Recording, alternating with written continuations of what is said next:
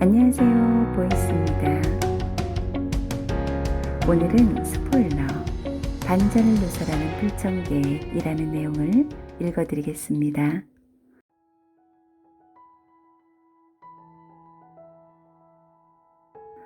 스포일러는 영화나 소설 등 작품의 중요 반전을 누설하는 행위를 가리킵니다. 예상치 못한 반전을 통해 짜릿한 전율을 느끼고자 하는 이들에게는 스포일러만한 불청객이 없을 것입니다.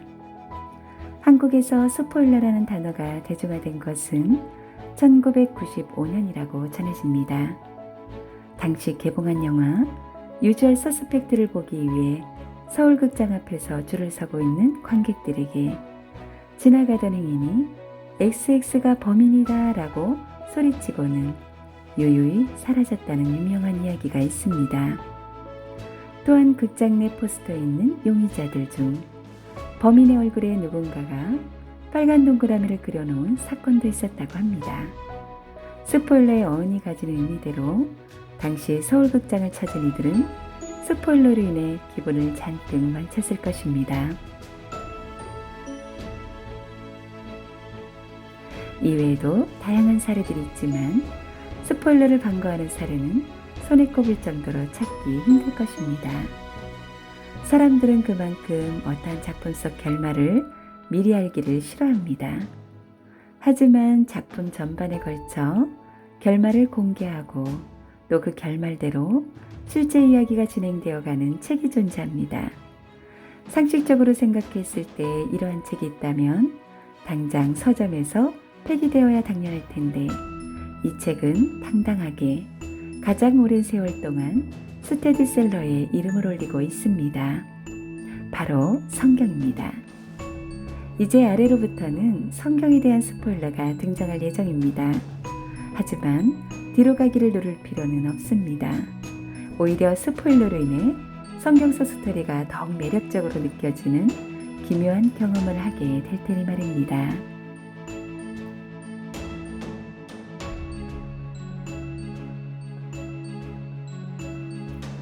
성경의 서두에서 아담과 하와가 선악과를 따먹은 이야기는 성경을 읽지 않은 이들도 익히 알고 있습니다. 하지만 스토리의 세부적인 내용들은 잘 모르는 이들이 많습니다. 하나님께서는 선악과를 먹은 아담과 하와도 저주하셨지만 두 사람을 속였던 뱀에게도 저주의 말씀을 내리셨습니다. 창세기 3장 15절 여호와 하나님이 뱀에게 이르시되 내가 너로 여자와 원수가 되게 하고 너의 후손도 여자의 후손과 원수가 되게 하리니 뱀이 하와를 속여 죄를 짓게 했으니 둘이 서로 원수가 되는 것은 그리 이상하지 않습니다. 하지만 여자의 후손과 뱀의 후손이 서로 원수가 된다는 말씀은 무엇을 의미할까요?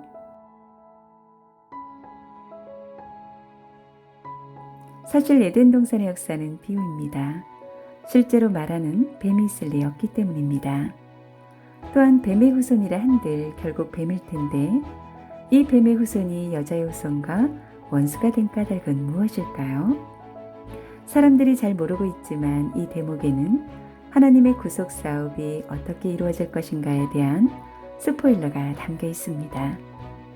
실제로 에덴의 한 역사에 잠시 등장하는 단어인 줄 알았던 여자의 후손과 뱀의 후손은 요한계시록에서 다시 등장합니다. 요한계시록 12장 9절 큰 용이 내어 쫓기니 옛뱀 곧 마귀라고도 하고 사단이라고도 하는 온 천하를 끄는 자라. 용이 여자에게 분노하여 돌아가서 그 여자의 남은 자손 곧 하나님의 계명을 지키며 예수의 증거를 가진 자들로 더불어 싸우려고 바다모래 위에 섰더라. 여자의 남은 자손과 싸우는 용은 과거 에덴 동산에서 아담과 하와를 깨웠던 옛뱀, 즉 사단을 의미합니다. 그렇다면 여자의 남은 자손은 누구일까요? 이에 대해 알기 위해서는 여자, 즉 하와에 대해 아는 것이 먼저입니다. 하와의 남편인 아담은 그리스도를 표상합니다. 그리스도는 남성적 형상의 하나님, 즉 아버지 하나님이십니다. 그렇다면 아담의 아내인 하와는 누구를 표상할까요? 창세기 3장 20절. 아담이 그 아내를 하와라 이름하였으니 그는 모든 산자의 어미가 됨이더라. 아담은 뱀과 원수가 된 여자 이름을 하와라고 명명했습니다. 하와는 히브리어로 생명이라는 뜻입니다. 최근에는 남녀의 구분이 많이 허물어져서 가사노동 및 육아에 능통한 남자들도 많습니다. 하지만 남자들이 아무리 노력해도 절대 할 수 없는 여자만의 고유 영역이 있습니다. 바로 새 생명을 탄생시키는 일입니다. 여자에게 하와란 이름이 붙은 것은 이것 때문입니다. 하와는 모든 산자의 어머니입니다. 아담이 아버지 하나님을 표상하듯 생명이 있는 모든 자의 어머니가 될 하와는 어머니 하나님을 표상하는 것입니다. 즉 여자의 남은 자손이란 어머니 하나님의 남은 자손을 의미합니다.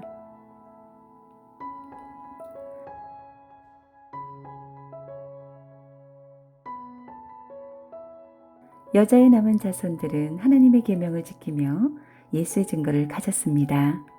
하나님의 계명은 유월절 성만찬으로부터 완전 복구된 3차 7계절기를 가리키며 예수의 증거는 구원자를 증거하시는 성령을 의미합니다. 여자의 남은 자손들은 완전 복구된 새 언약과 어머니 하나님의 진리를 담대히 전파하여 하나님의 영광을 나타낼 것입니다. 자신들의 거짓 교리가 무너지는 것을 좌시할 수 없는 용이 남은 자손들은 여자의 남은 자손과 최후의 대쟁투를 치르리라 예언되어 있는데 이 전쟁에서는 누가 이길까요? 이 포스트의 주제가 스포일러인 이유가 여기에 있습니다. 사실 하나님께서는 이 전쟁의 승패를 미리 알려주셨기 때문입니다. 창세기 3장 15절. 여자의 후손은 내 머리를 상하게 할 것이요 너는 그의 발꿈치를 상하게 할 것이니라. 마귀가 여자의 남은 자손의 발꿈치를 상하게 할 것이니 어느 정도의 타격은 불가피할 것입니다. 그러나 마침내는 여자의 남은 자손이 승리하게 되어 있습니다. 어머니 하나님을 믿는 자들, 그들이 바로 최후의 계성가를 부르며 천국에 당당히 입성할 성경의 마지막 주인공들입니다.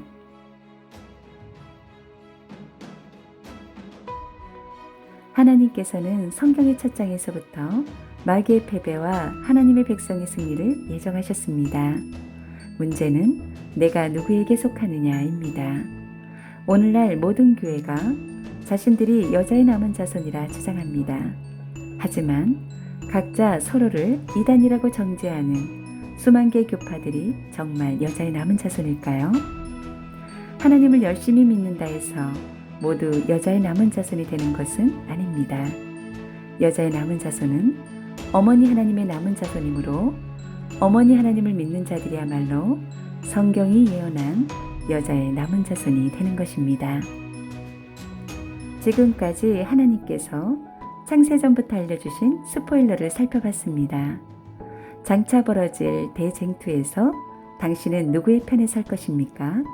어머니 하나님께서는 당신의 결심을 기다리십니다. 여러분 감사합니다. 복 많이 받으세요.